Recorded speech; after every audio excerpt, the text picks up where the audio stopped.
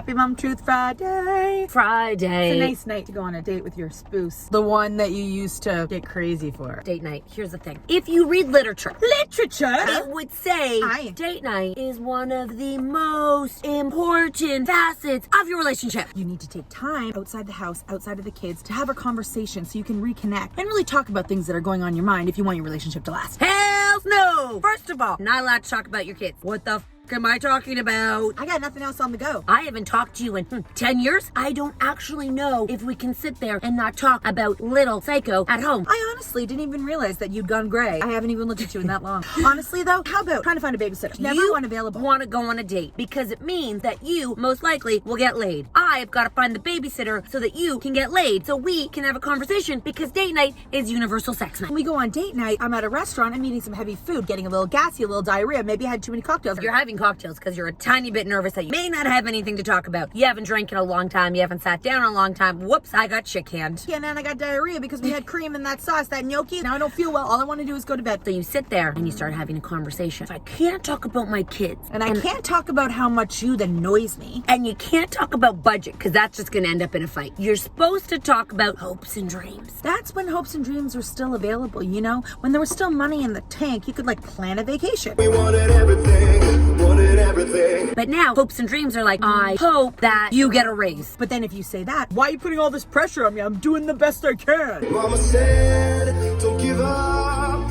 it's a little complicated. There's only 3 ways date night's ending up. In a fight because you're pissed that they didn't say something, or that you said something, or it was trying to be like an open and honest conversation, and then it turns sideways real fast and they're like, what the f***?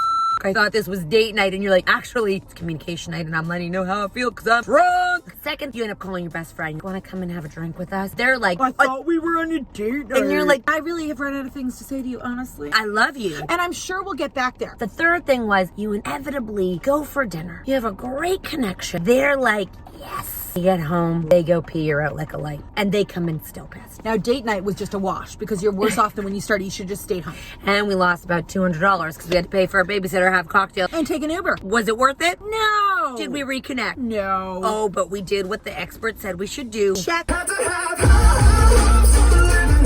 Shooting for the stars, I couldn't make a killing. What would be approved date night conversation that would not lead to fighting? You want to have a quickie in the bathroom? Golden. No one's gonna be that one in a million.